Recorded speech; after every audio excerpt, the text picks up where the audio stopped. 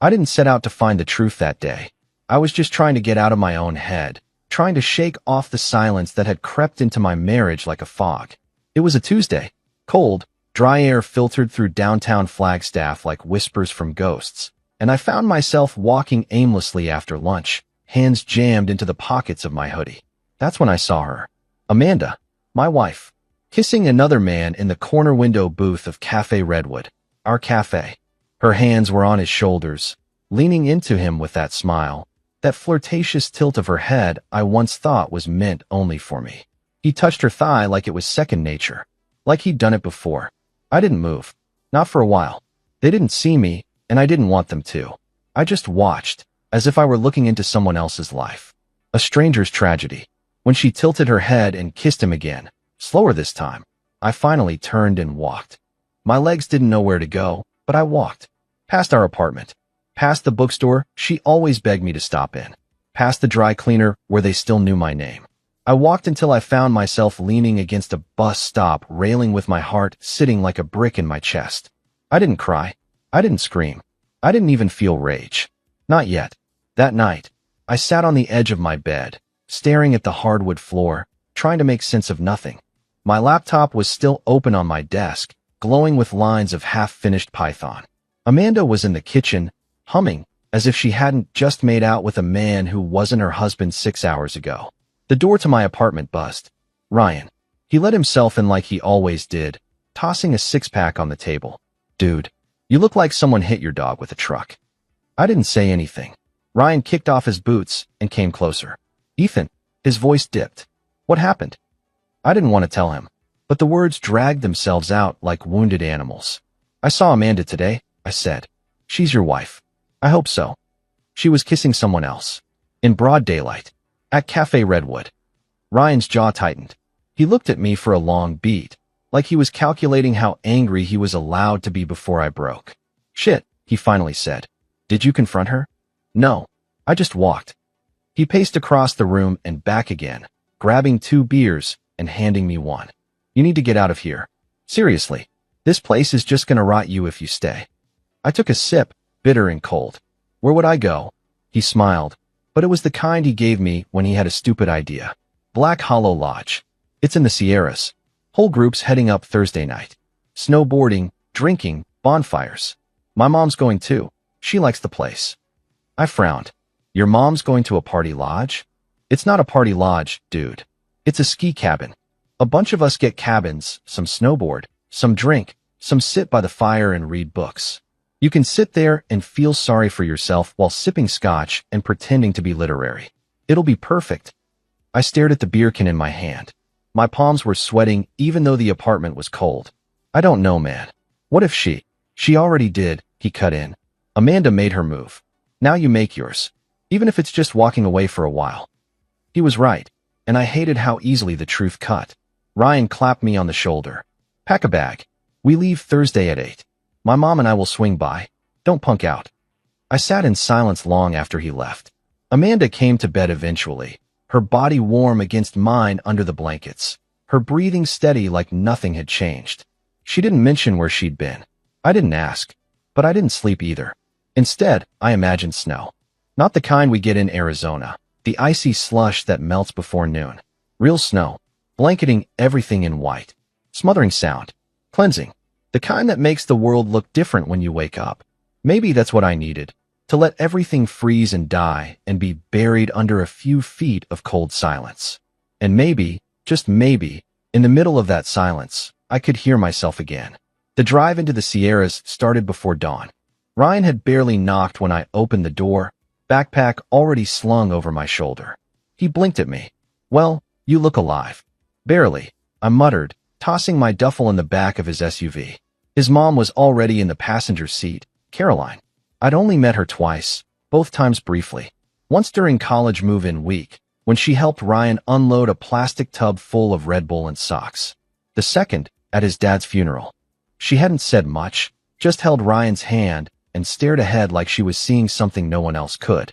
Now, with frost crusting the corners of the windshield and dawn painting the highway in washed-out blues and pinks, she turned in her seat and gave me a small smile. Glad you came, she said simply. I nodded, avoiding eye contact. The car smelled like spearmint gum and coffee. Ryan turned up the heat and music at the same time.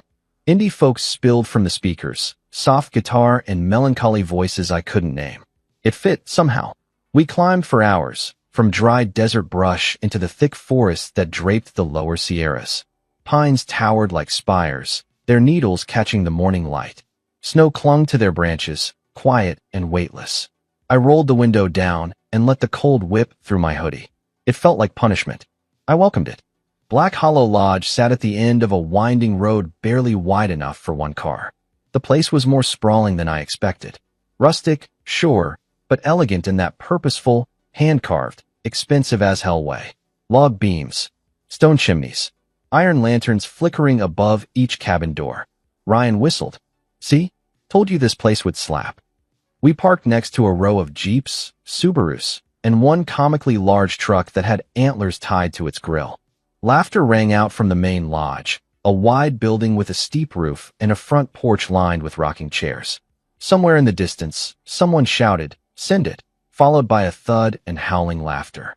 "Welcome to the Snow Bros," Ryan muttered, smirking. I should have felt out of place, but I didn't. Not yet. Maybe it was the altitude, or maybe the silence I'd carried with me was finally starting to loosen its grip. I followed Ryan inside, past the front desk, where a woman with a clipboard tossed him a key. "Cabin 12, she said, then noticed me. "Oh, you brought the sad one." Ryan grinned. "He's got resting heartbreak face. Be gentle." I didn't bother correcting her. Let them think whatever they wanted.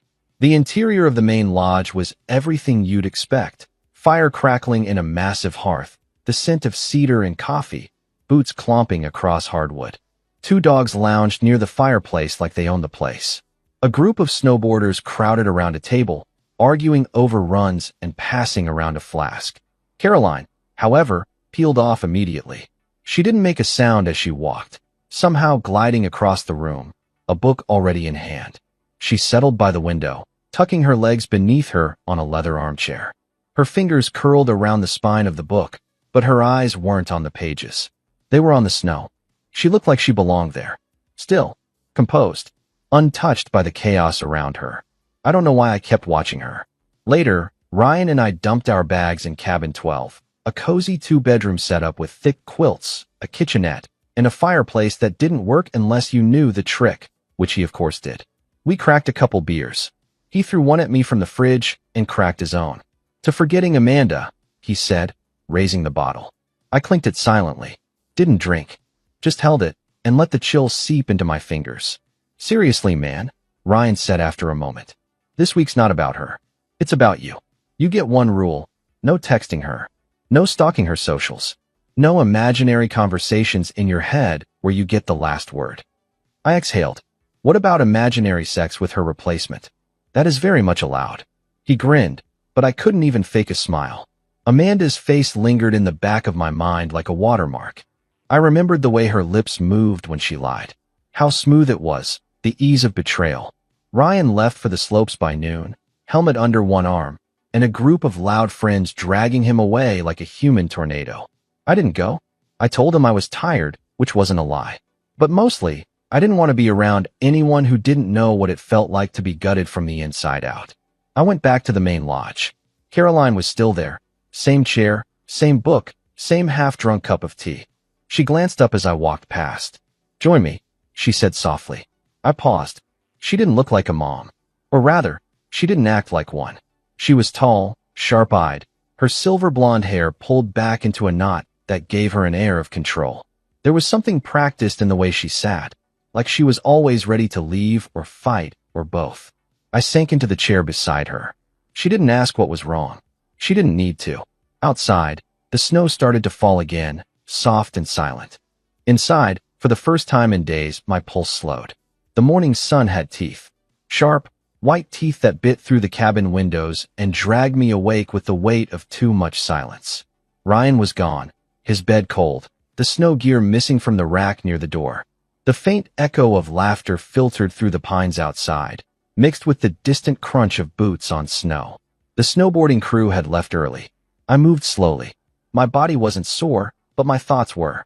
Raw from looping the same reel of Amanda and that kiss, that cafe, that damn booth where we used to sit with our hands under the table, brushing knees. I sat by the window and watched the snow drift. That's when the knock came. A gentle rhythm, 3 taps, then quiet. I opened the door, and there she was. Caroline. She wore a long, dark coat with flecks of frost still clinging to the collar. A red scarf wrapped around her neck, the same one from the night before, and a pair of gloves dangled from one hand. She had a thermos in the other. She didn't smile. She just said, "Walk with me." I hesitated for maybe a second. Then I grabbed my coat. We didn't talk at first. We left the lodge behind, passing cabins with smoke curling from their chimneys and trails of laughter fading behind snow-covered fences. The woods opened up just past the tree line, and Timber Ridge Trail carved a winding path through the pines like a forgotten artery. Snow clung thick to the branches, and our boots crunched through the fresh layer like we were the first ones to ever find it. Caroline moved easily beside me, not fast, but sure-footed. She handed me the thermos without a word. Inside was strong, black coffee, bitter and hot. It grounded me. "I used to come here with Ryan's dad," she said finally, her voice low. "Before the cancer, before the hospitals. This trail was his favorite." Said the silence made things louder in the best way. I didn't know what to say to that, so I didn't say anything. The wind started to pick up as we reached a higher ridge, brushing snow off the tops of trees. It came in waves, little flurries first, then sharp gusts that made the pines groan and sway. Caroline stopped, her hand resting on the wooden post that marked the halfway point of the trail. "You're not sleeping," she said. It wasn't a question. "No," I admitted. "You saw her," she said, softer now. I turned my head toward the trees. "Yeah, with someone else." "And you didn't say anything?" I shook my head. "What would be the point?" She studied me for a moment, then looked out over the slope ahead. "Sometimes silence isn't strength. Sometimes it's just surrender." I didn't know why, but her saying that felt like a strike I didn't see coming. It hit something unspoken. "What did you do?" I asked. "When he died." She tilted her head. "I broke. Then I went quiet for 2 years. And when I started talking again, I didn't recognize the sound of my own voice." We started walking again, and somewhere along the trail the sky began to darken. It wasn't the sun setting. It was the clouds, thick and gray, moving fast. The snow started again. Not lazy, cinematic flakes, but real snow. Heavy, wet, persistent. The kind of snow that muffled everything, even your own breathing. It came in hard, blowing sideways. Caroline stopped. "This wasn't in the forecast," she said, scanning the trail. The pine trees looked suddenly identical. No markers, no visible trail ahead. The snowfall was so dense that the direction we'd come from already looked different. The path behind us vanished under white. My pulse quickened. "We should head back," I said quickly, already turning. But when we turned, the trail behind us was gone. Only snow, rolling, deepening, covering the footprints we'd left behind as if we'd never existed. I felt it then, the first hint of panic. My breath fogged fast. My heartbeat sounded too loud in my ears. "We lost the trail," I said. "Shit. We actually lost it." Caroline didn't move. She stood still, eyes narrowed against the storm. The red scarf around her neck fluttered violently in the wind. "If you panic," she said calmly, "I will too." I turned to face her. She reached out her hand. We stay together. We move slow. No sudden moves. No sprinting. "You hear me?" I nodded. Her fingers wrapped around mine, warm, strong. She held on like she'd done this before. Maybe she had. We started moving again, hand in hand, heads bowed against the wind. The snow slapped at our faces, stuck to our lashes. Our boots sank deep into drifts we hadn't seen coming. The forest was no longer a place. It was a maze. A white, cold, breathless maze. My fingers started to ache. "How far do you think we are from the lodge?" I shouted over the wind. "I don't know," she said. "Downhill is safer. That's where water collects. Trails. Shelters." So we moved downhill, slowly, carefully. At some point we stopped talking, not because we didn't want to, but because the storm didn't allow it. The wind had a voice of its own, howling through the branches, drowning out thought. Snow stung our faces like needles. We walked until the trees opened slightly, and something dark loomed ahead. Caroline stopped first. "There," she whispered. I squinted through the curtain of white. A shape. Solid. Angular. Something real. The shape became clearer with every step, a dark outline swallowed by falling snow, half hidden between trees and drifts. My pulse hammered as we approached, though I didn't know why. It could have been a shed, a boulder, anything. But in that moment, it was hope, a direction, something to move toward instead of just stumbling blindly through white. The wind tore at us, dragging at our coats, filling the air with wild spirals of snow. Caroline squeezed my hand harder. Slow, she said. No running. Running means falling. Everything inside me wanted to sprint, to get out of the white, to find shelter, or the lodge, or just a sign that the world hadn't disappeared under the storm. My chest felt tight, my breath shallow. We shouldn't have gone so far, I muttered. Caroline didn't answer at first. Then, you're not wrong, but panicking won't fix it. I'm not panicking, I lied. Her eyes flicked toward me, steady, unblinking. You're breathing like you're about to bolt. That got under my skin. I pulled my hand from hers. I'm fine, I snapped. The wind swallowed the words as soon as I said them. But she heard the tone. She stopped walking. Snow coated her hair, her scarf, the lashes framing her eyes. Her lips were set in a calm line. Ethan, she said, look at me. I didn't want to. I wanted to keep moving, to pretend she wasn't right, that I wasn't suddenly terrified of being lost in the woods, in the snow, in my own head. Ethan, she repeated. I looked. If you panic, I will too. And we're not going to survive that. The bluntness cut through the storm. No softness. No comfort. Just fact. The truth was simple. In that moment, she was steadier than me. I swallowed. Okay. Good, she said. Now breathe with me. It felt ridiculous, but she took a slow breath in, lifting her chest, the scarf fluttering with the movement. I copied her. My lungs ached from the cold. Frost stung my throat, but the rhythm helped. After a few breaths, my mind stopped racing. Better, she murmured. We kept moving. The shape ahead turned into structure. Wood, rough and old, snow piled against its walls and roof. It wasn't the lodge, but it was something. A cabin? A shelter? It looked decades old, maybe longer, weathered and dark, like it had seen storms like this and worse. But we weren't there yet. Between us and the building, the ground dipped. The snow deepened. Every step forward sank me to the knees.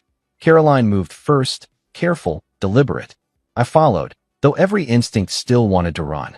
The wind roared and the storm thickened. Flakes whipped sideways, blinding, biting. I stumbled. My boot slid in soft snow and I pitched forward. Caroline's hand shot out, gripping my coat. Don't fall, she said. If you get wet, it gets dangerous. Her voice was close, calm, firm. Something in the way she said it made my chest tighten. Not fear, something else. Something steady, grounding. We pushed on, leaning into the storm, each step an effort. That's the old ranger shelter, she shouted over the wind. Pinebreak. Ryan's dad used to tell stories about it. They built it before the new lodge went in. Is it safe? It'll keep us alive. That's enough. Alive. The word hit me harder than I expected. Snow stung my face, the cold clawing through my coat. Caroline reached for my hand again, not asking, just taking. I let her. Our gloves pressed together, fingers interlocking through leather and wool. Somehow, the contact made the storm feel less total. We crested the small ridge before the shelter. The wind screamed through the trees. A few more steps. A few more breaths. The structure loomed up like a ghost from the white, windowless, dark, solid. We're close, Caroline said. The snow gathered at the base of the door, a drift knee-high. Caroline pushed through it, leaning her shoulder against the wood. It didn't budge. Frozen, she muttered. I stepped beside her, numb and clumsy. We pushed together. The door groaned, cracked, then slid inward just enough for Caroline to slip in first. Warmth didn't greet us, just stale, cold air, but it was shelter. It was inside. I stumbled after her, closing the door against the storm. Darkness swallowed us. For a moment, all I could hear was my breathing, hers, and the wind trying to claw its way through the cracks. My eyes adjusted. The room was small, a single space with rough wooden walls, shelves, an old iron stove in the corner. Shadows clung to everything. Dust, cobwebs, but it was real. Caroline stood in the center, her breath fogging in the cold air. We made it, she said, and for the first time since we'd lost the trail, my heartbeat slowed. Her face, pale in the dim light, was tight with cold but calm. A few strands of silver hair clung to her forehead. Her mouth trembled slightly, whether from cold or adrenaline, I didn't know. She reached for my hand again. "Sit," she said. I sat. She knelt in front of me and said, quiet and steady, "We're going to be fine, but you need to stay with me. No panic. Not now." Her eyes met mine. I nodded. The storm battered the walls. Inside, we breathed. Together. The first thing I did was kneel by the iron stove, brushing off dust and rust with my sleeve. The metal was cold enough to bite. The storm outside raged against the shelter walls with a sound like ocean surf crashing against cliffs. Every gust rattled the door. Caroline shook snow from her coat, hanging it on a wooden peg near the entrance. She looked strangely elegant, even exhausted, even frozen, her red scarf a sudden flare of color in the dim room. Her breath came in small, controlled clouds. "Do you think that stove works?" she asked. "We're about to find out." I searched the shelves with numb hands. Old cans of food, metal tins, brittle-looking boxes. Then, behind a stack of jars, I found it. A small metal case filled with matches. I took them to the stove like buried treasure. Caroline knelt beside me, close enough that I could feel her body heat. Snowflakes clung to her hair and melted slowly, one by one. We found wood stacked under a bench, dry enough to burn. The stove door screeched when I opened it, hinges complaining. I arranged the kindling, struck a match, and prayed. The spark caught. Flame licked upward, then grew, consuming the wood with hungry crackles. Heat spread slowly, first to my hands, then through the room. The shadows retreated an inch at a time. Caroline exhaled a long, slow sigh. "Good," she whispered. "Very good." We sat near the stove for a long while, letting sensation return to our fingers, our faces. The storm outside howled, but the sound had changed. Instead of claws scraping at the cabin, it became background, a white noise we could live with. On the shelves we found 3 dented cans of stew. No labels. I checked the dates, decades old, but sealed. Hunger made the decision for us. We cracked them open, heated the contents over the flame, and shared the bowl between us. The food tasted like salt and metal and warmth. Caroline leaned back against the wall, her eyes drifting closed for a moment. Her hair, damp now, had escaped its knot and fell over her shoulders in silver threads. The firelight softened her face. She looked younger, or maybe just more alive. "Thank you," she said. "For what?" "For not falling apart." I laughed softly. "I was pretty close." "I know, but you didn't." There was pride in her voice, something quiet but unmistakable. And I realized, she wasn't just being calm for herself. She'd been calm for me. Outside, the storm grew louder again. A violent shudder shook the walls. Snow seeped through small cracks, melting into dark lines on the floor. "We won't be getting out tonight," she said. "No rescue. Not until morning. Maybe longer, if the wind keeps up." She opened her eyes, watching the fire. "But storms here burn fast. And we have warmth. Food. Blankets." She gestured to the corner. A pile of wool blankets, dusty but intact. I gathered them, shook them out, created a nest near the stove. She joined me there, settling with a quiet sigh. The heat from the fire seeped into us, slow and steady. For a long time, neither of us spoke. The only sound was the stove crackling, wind raging, and the soft rustle of the blankets. My mind drifted, not away from Amanda, but from the edge of that pain. I could think of her without being gutted. Eventually, Caroline broke the silence. "You know," she murmured, "when storms hit, you have 2 choices. Hide from them, or walk into them." "And you walked." She nodded. "Always." "What about afterward?" "Afterward," she said, "you build the fire." I stared into the flames. The warmth soaked through my bones, through the fear that had clung to me all morning. I didn't know if we were safe, not entirely, but we were alive, and the fire glowed like a promise. At some point, I realized our hands had found each other again.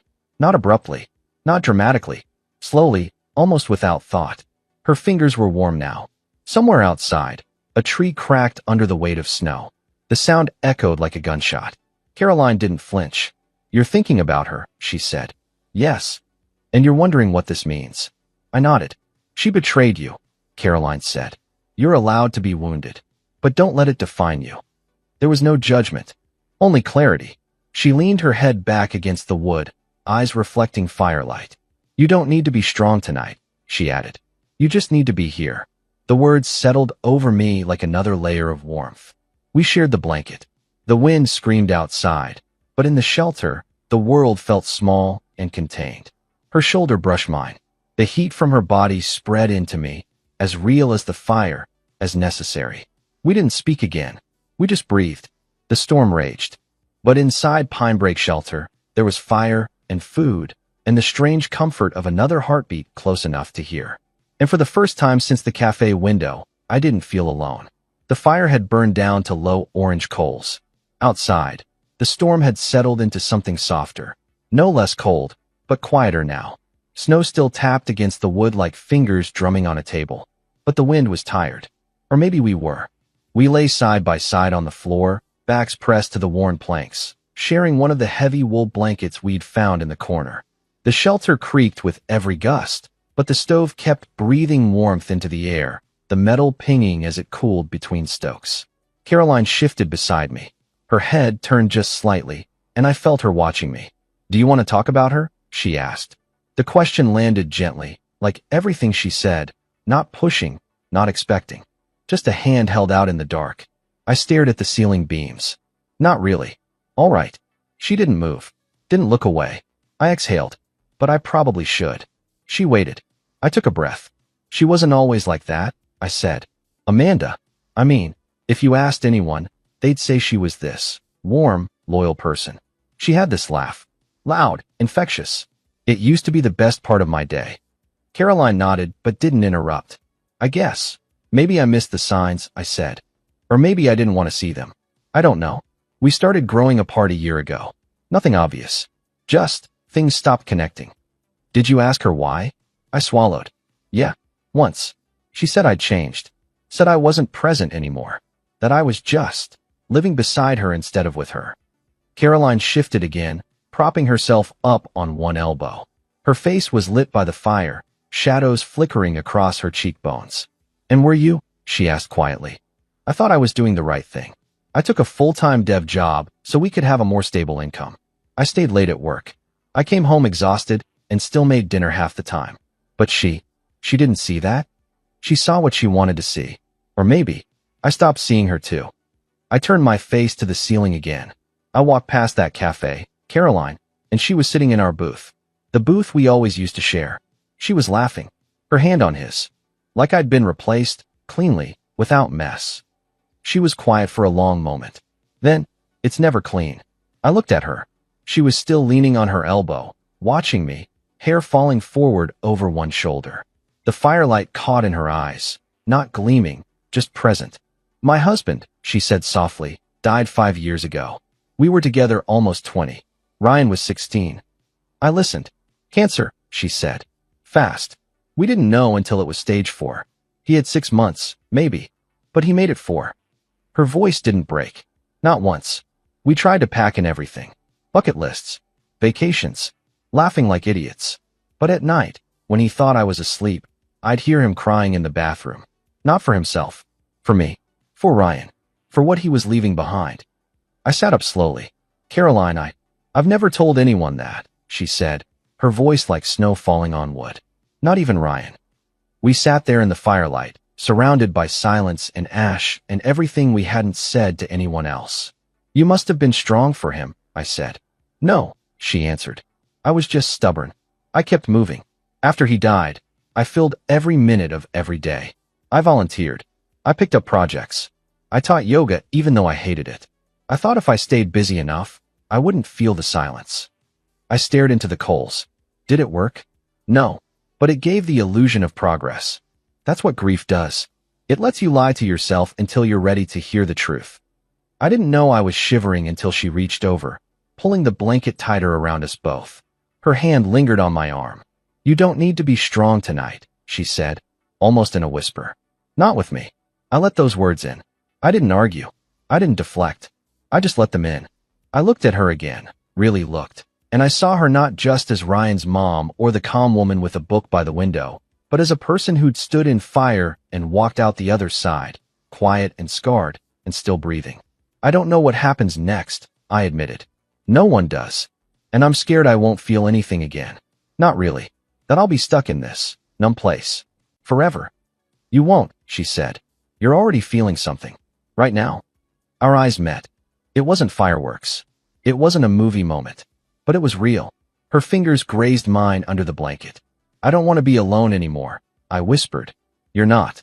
The fire hissed as a log collapsed, sending a shower of sparks up the stove's pipe.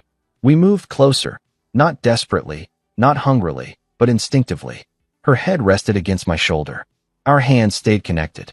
And for the first time since Amanda broke me, I let someone in, not to fix me, but to sit with the broken parts and not flinch. Outside, the storm was breaking. The wind had slowed. The furious howl from earlier was now a tired exhale through the pines. The snowfall had softened into a quiet whisper against the shelter walls, and through a small crack in the shuttered window, I could see the night sky shifting, clouds scattering just enough to show the faint outline of stars. Inside, the fire was low but steady, a soft, pulsing glow that painted everything in amber. Caroline sat beside me in the blankets, legs tucked under herself, her arms crossed, fingertips tracing the edge of the wool in slow, absent motions. She looked different in the firelight, not younger, not older, just more present, like all the masks had been set aside. I could see the tiredness in her eyes, but also a kind of quiet defiance, a refusal to be broken by loss or time.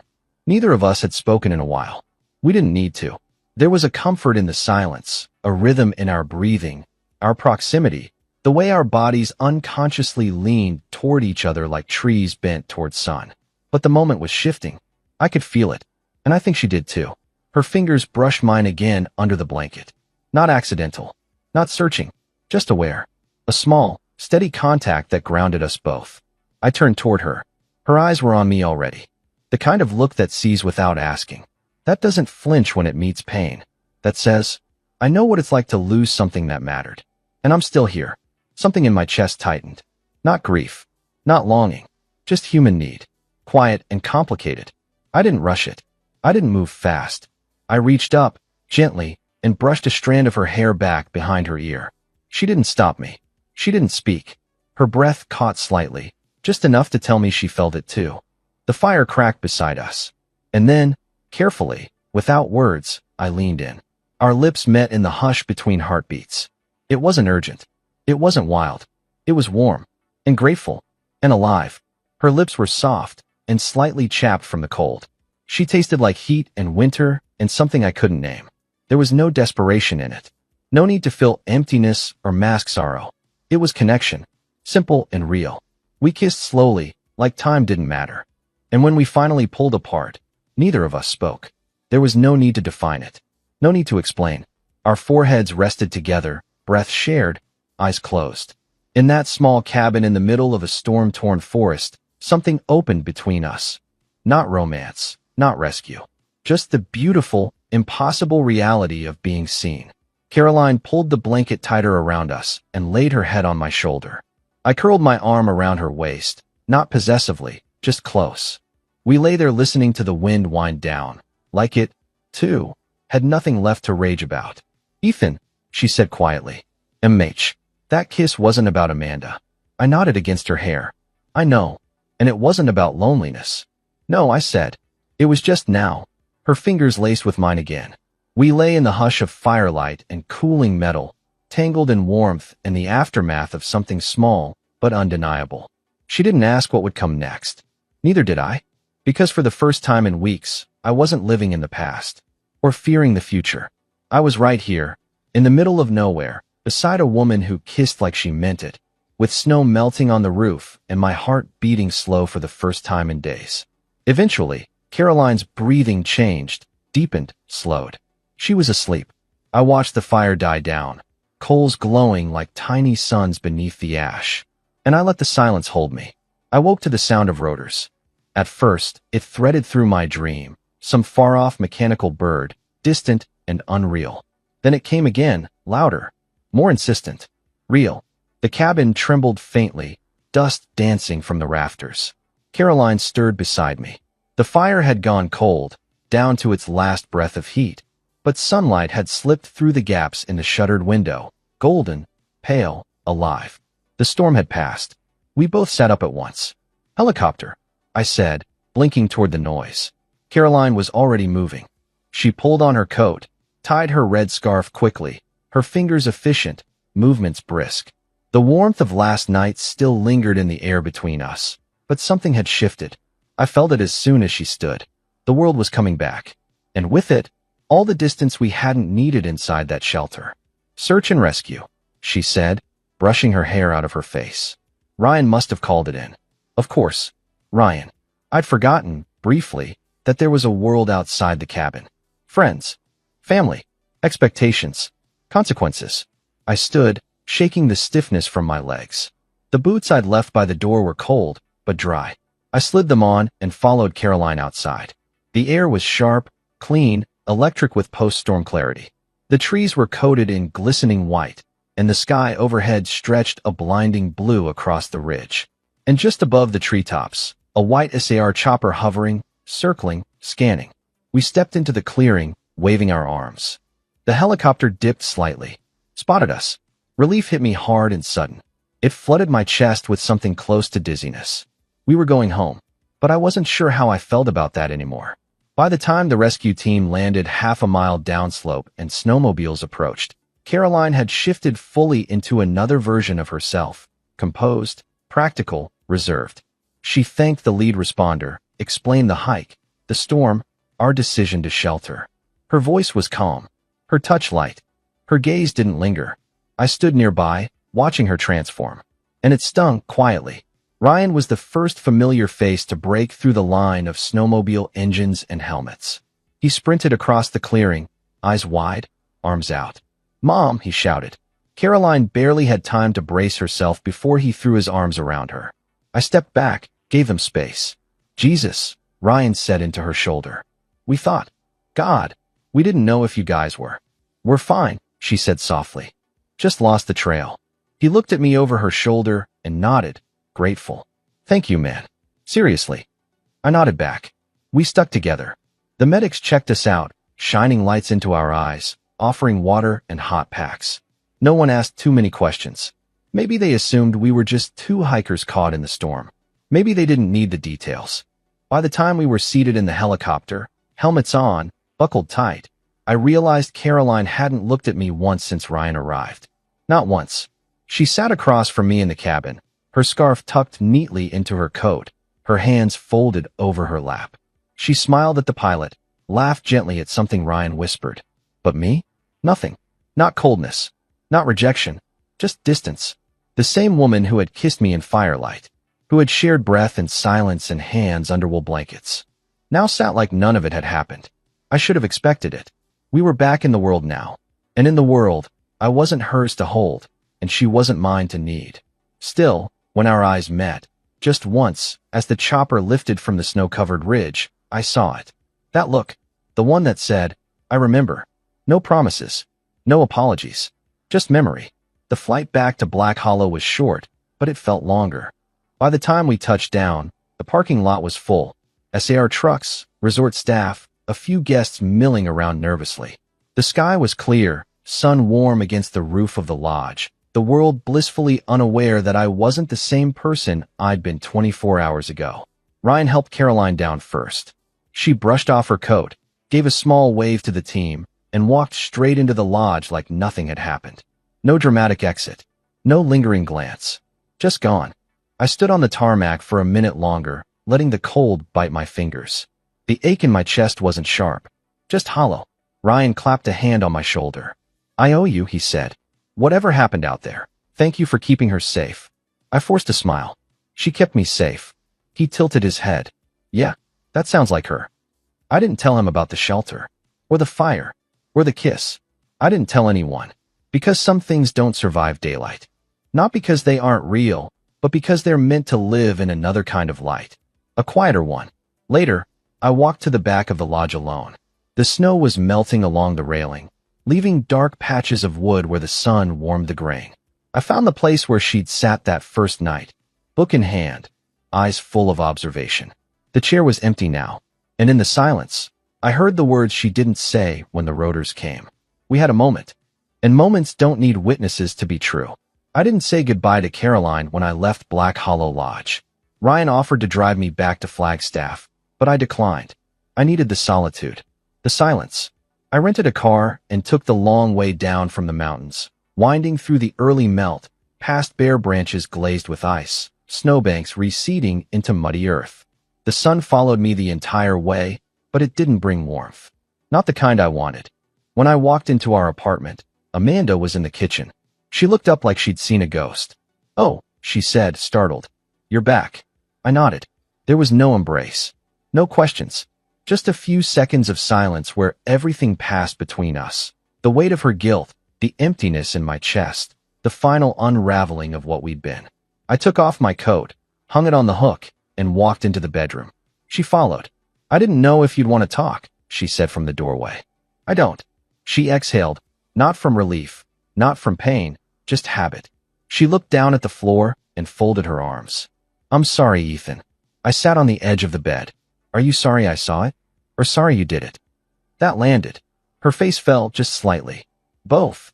I nodded, because there was nothing left to say. We both knew the words were just noise now. She stepped back. "Do you want me to stay somewhere else tonight?" "No," I said. "I'll stay with Ryan." I left without packing. No yelling. No broken glass. No shouting accusations. Just the sound of the door closing gently behind me. Silence again. I texted Ryan from the sidewalk. "Need a place for a few days." Of course. Doors open. His apartment was small, bachelor-sized, too many posters on the wall, guitars he never played anymore, but it felt cleaner than the space I'd come from. He handed me a beer when I walked in and didn't ask any questions. We watched a movie. I didn't absorb a second of it. Amanda didn't text, didn't call. The next morning, I moved my stuff while she was gone, packed the essentials, left the ring on the nightstand. A simple note. I saw enough. And then I didn't go back. That should have been the end of it. But Caroline stayed in my head like a tune I couldn't place. I didn't reach out to her. It didn't feel right. Whatever we'd shared had existed outside the real world, in a cabin buried by snow and lit by fire. That space had been untouched by names, obligations, history. We hadn't promised each other anything. We hadn't needed to. But that didn't stop me from remembering. Days passed, then weeks. And then, one afternoon, I found myself parked in front of Ryan's house. He was still at work, but his mom's car was in the driveway. Something pulled me out of the driver's seat before I could think too hard about it. I knocked. No answer. I knocked again. Still nothing. The house felt still. I turned to leave, and that's when I saw it. Inside the front room, just behind the sheer curtain, hung a new photograph. Large, framed in thin black wood. It wasn't obvious. Subtle. You had to look to notice it. But I saw it. A winter landscape, stark and white, branches black and bare. Snow layered thick on the ground. In the middle of the photo, a red scarf hung from the limb of a crooked pine. Alone. Bright. Defiant. The breath caught in my throat. It was her scarf. The one she'd worn in the shelter. The one she'd wrapped around her neck before stepping into the storm. The one I'd stared at in the firelight when I couldn't sleep. She'd taken that photo. She'd framed it. And hung it in a place where I might one day see it. A message, quiet, unspoken, impossible to misinterpret. I remember too. I didn't knock again.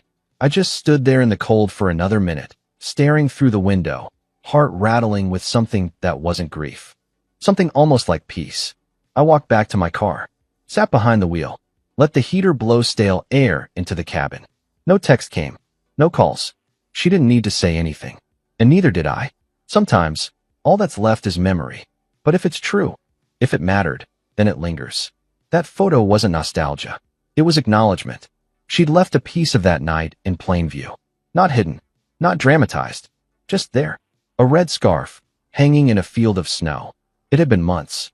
Spring had pushed winter out of Flagstaff with stubborn sunlight and new leaves. The cold receded like a guest who'd overstayed. Ice melted off the sidewalks, and the wind stopped biting. Even the city itself felt different, softer somehow, more forgiving. But I hadn't really changed my routine. Wake, work, breathe, sleep, repeat. Amanda moved out fully by April. The lease was broken quietly, papers signed without eye contact. There was no dramatic final talk, no sudden apology that erased everything. Just a box of kitchen stuff she forgot, and a silence between us that stretched out like the flat road west of town, dry, wide, and endless. Sometimes I walked at night, just to walk. Other times, I stood in front of that photograph at Ryan's place, the one of the tree, the snow, the scarf. He'd never mentioned it, never said where it came from, and I never asked. It wasn't mine to question. But one warm Thursday morning, that changed. I heard the knock before I was even fully dressed. It wasn't loud, not urgent, just intentional. 3 soft knocks, like a memory revisiting.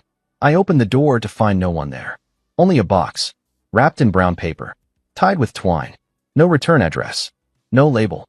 I looked both ways down the hallway. Empty. I brought the package inside and placed it on the kitchen counter. For a few seconds, I didn't move. My chest was tight, not in fear, in knowing. I untied the twine and peeled back the paper. Inside was her red scarf, folded neatly, clean, smelling faintly of cedar. On top of it, a small card. Not a letter, not a note, just a square of thick paper with a few handwritten lines. Not the last night, not the first either. I know I can knock if I need to. That was it. No name, no signature, but it didn't need one. I sat down at the table and held the scarf in my hands. It wasn't a declaration. It wasn't even a promise. Just an acknowledgement that something had happened between us, and it had mattered. That even months later, even with time and distance and silence layered over the memory like snow, she still remembered it too. She hadn't forgotten the shelter, the firelight, the kiss, the look we shared on the helicopter when the world came crashing back in. I pressed the scarf to my chest. For a moment, I closed my eyes and let it carry me back. To the wind, the cold, the absolute stillness of a night where nothing else existed except 2 people who'd stepped outside their pain just long enough to find something warm again. And here it was, in my hands. Real. She hadn't said, "Come find me." She hadn't written, "I want something more." She'd just said, "This happened. It still lives. And you're not the only one carrying it." I didn't know what it meant. Not entirely. But I knew what it wasn't. It wasn't closure. And it wasn't regret. It was a door. Slightly open. Not enough to walk through, but enough to let in light. I folded the scarf again. Slower this time. Careful. I opened the drawer of my nightstand and laid it inside. Not tucked away like a secret and not displayed like a trophy. Just placed gently, respectfully. A reminder. Not of a betrayal. Not of Amanda's kiss in that cafe or the gutting silence that followed, but of something else. A moment that didn't need to be anything more than what it was. A breath in the middle of the storm. A hand held in the dark. A kiss that wasn't about escape or fantasy or need, but about presence. About seeing and being seen. Without fear. I didn't text Caroline. I didn't call. I didn't knock on her door. Because I didn't need to. She already had. And the knock still echoed, quiet and steady, somewhere in the back of my mind. Not as longing. Not as sadness. As proof that even if we don't know what comes next, some nights are worth remembering.